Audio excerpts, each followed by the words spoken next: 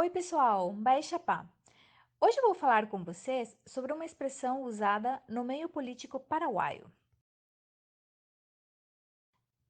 Muito antes do surgimento do Yes Weekend do Obama, um político paraguaio dizia a mesma coisa, só que em Guarani.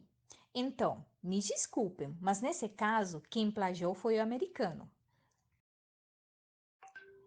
Brincadeiras à parte, Icatulomita quer dizer, em tradução livre, algo assim como Juntos Podemos ou Com o Povo é Possível. Icatu significa é possível. Mitá significa gente, pessoal. Olô é um empréstimo do espanhol do artigo masculino plural los, mas que em Guarani perde o S. É importante lembrar que originalmente o Guarani carece de artigos, por isso esse empréstimo.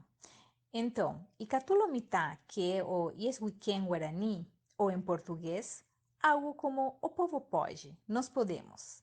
E aí, vocês conhecem algum outro slogan político em Guarani? Me contem.